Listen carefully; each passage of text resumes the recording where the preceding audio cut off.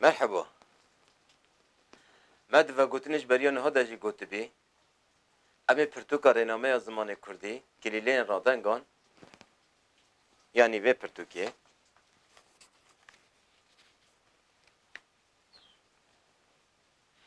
وکو درسن 15 دقیقی جوا گوهدار تماشاوان کردیار را ببیجن. اف پرتوکا هند بینن لسر را رسم قول پیوان دیروک چند و سوسیولوژی زمان کردی هاتیان نویسند. وکو درس دست پکی امی نوروکا رنامه بدن ناس کرن و درسن لپیشیا مده مجار به مجار با آوایک بریکوپیک و بفره جواره و بیجن.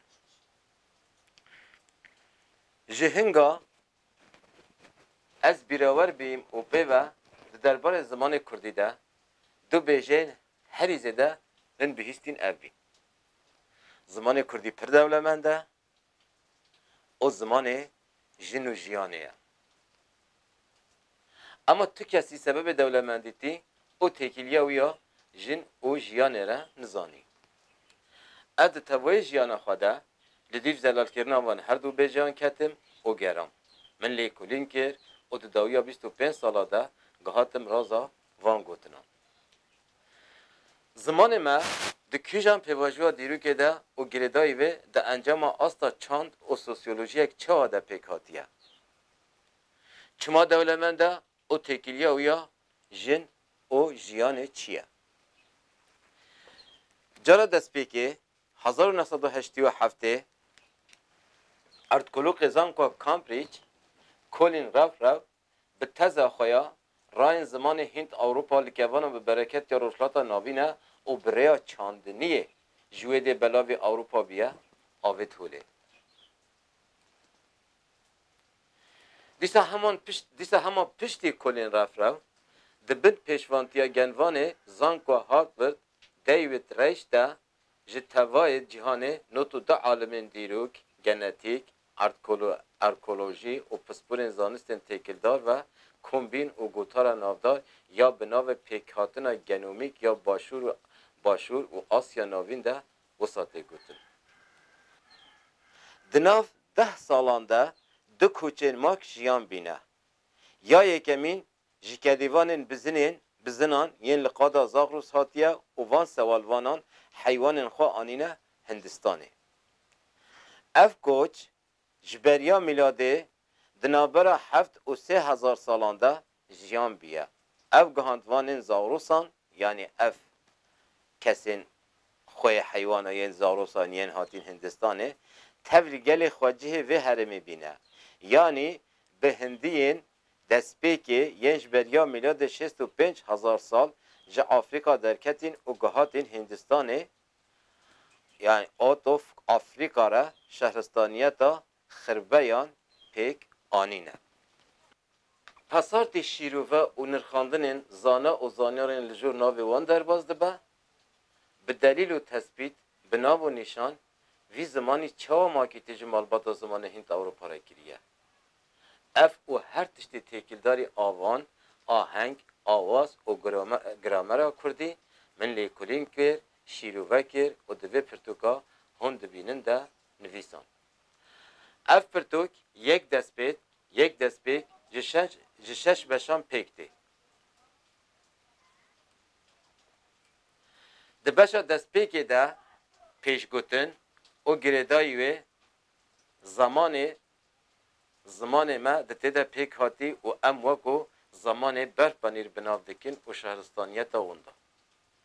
ما بری جی بحثا زمان برف پنیر کری بی. ده دست پیکا دیرو که ده یعنی جبریا سومرا دمک پردرش شهرستانیت اک پیک هاتیه اف شهرستانیت جی آلی جنا کرد و تیره و برن و جوه شهرستانیت را ناوی زمان برف پنیر لی هاتیه کرن. جسده ما اف زمان ده زانستا دیروکا هیده نای و گوتن و جهجره نای و قطاندن ما ناوی شهرستانیتا وندالی کریه. امی توای و ده پرتوکه ده بش به بش مجار جوره بشن. دیسا راستیا کردی ریبازا لیکولین کرین او زمان اکادمیک او جیننامه زانه کور جلادت بدرخان دحوینه بشا یک یعنی بشا دست پیکی ببورینن بشا یک آوان زمان کردی وده بیجه آوانا زمان کردی یعنی یاپ Türkiye de bejin Kürtçe dili yapısı.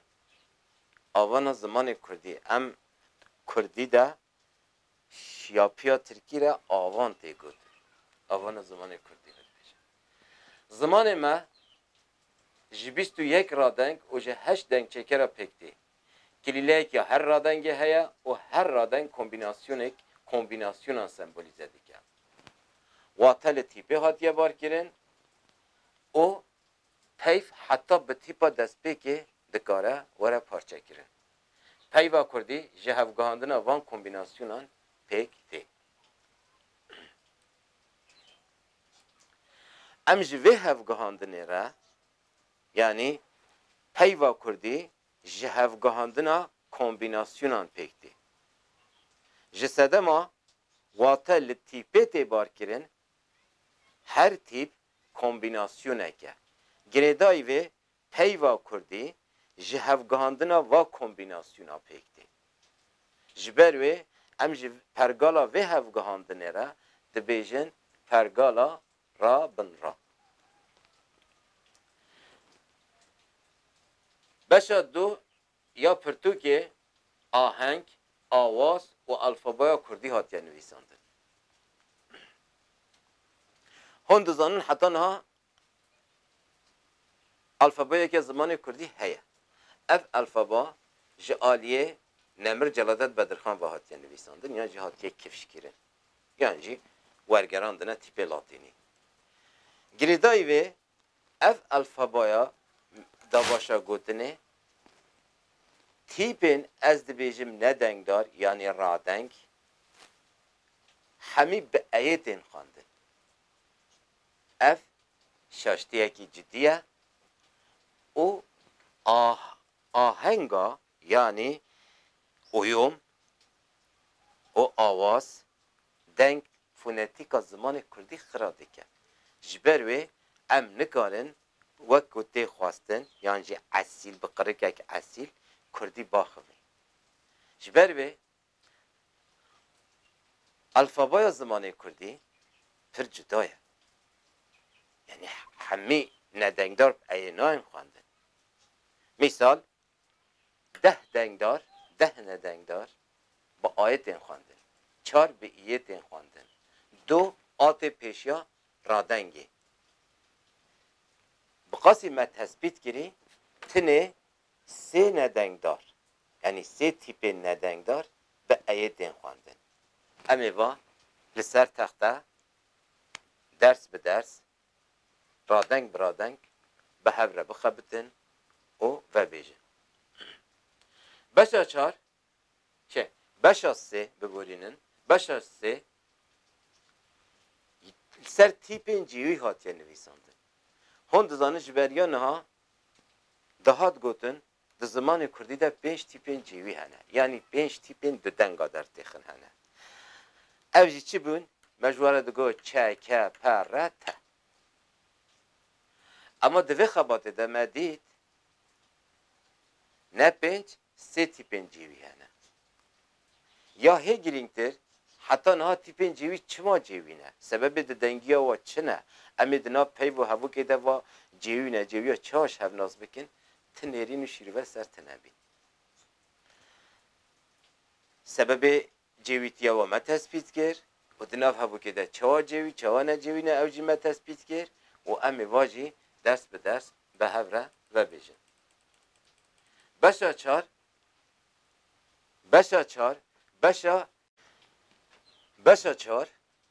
beşa lêkiran e. Me ji ekan re yani Türk dibêjin ek me gotiye lêkir hebûn no pajgir û pêşgirên sazker yan jî kêşanê. Yani peyvê ew hêmayên li peyva xurî tên zêdekirin pêşî yan jî li paşî tên zêdekirin em jê re dibêjin lêkir. نمر جلادت بدرخان ji kardêrê re gotiye lêker hevalno. Lêker, em ne behsa lêkerê ki zaten li gor min navek jî nav lêkirinek şaşe ama mijarek dine. Jelbê lêkir. Yani paşgir û pêşgirên sazker û kêşanê. Di zimanê Kurdî de çend pêşgir û çend paşgir hene. Taybet paşgirên sazker çendin û di nav xwe de dibin çend beş. Em dibêjin sêzdeh paşgirên sazker hene. Ev wekû paşgirên sereke û taybet me ji hev veqetandine. Ev peyvê çawa didarişînin, wataya wê çawa diguherin, kîjan peyvê tên barkirin, kîjan li kîjan peyvê nikare were barkirin, rêza waya lêkirinê çawa ne, mesela kîjan herî zêde li peyva xurî, kîjan li pişwê, rêza waya bi karanînê çawa ne, ev hemî yek bi yek û bi awayek berfireh hatine nivîsandin û em ê li ser texte bi awayek wekû dersên me got 15 deqayî yek bi yek, mijar bi mijar bi hev re vekolin, lêkolîn bikin û fêr bibin. Beşa pênc û beşa dawî ya pirtûkê em jî re dibêjin beşa dançêkeran. Dançêker çinin? Ew hêmayê hevûkek estetîk û rast ava dike ji wan re dançêker têne gotin. Yên hevûkê ava dikin. Daçek, vekar yani paş daçek, cihnavên nîşanê û cihnavên xweytî, cihnavên kesî, pêwendek û gihanek em ji van re dibêjin dançêker. Yani amraz hêmayên hevûkê ava dikin. Dibin sebebê avakirina hevûkê.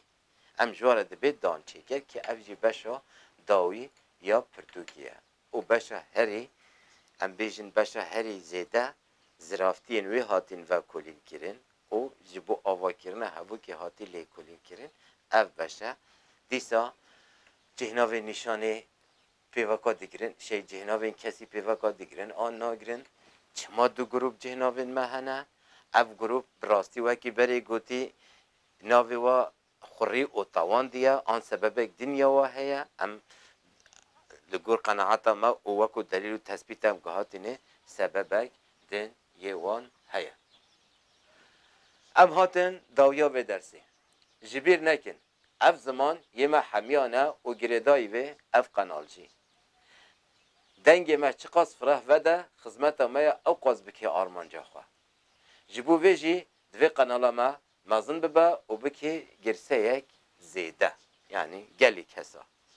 Ji ber vê bibin abûne, bikin abûne û qenala xwe parve bikin, belav bikin û îro bi xatirê we heta rojek de bi dersa de bi dersek de em ê bi hev re bin dem baş.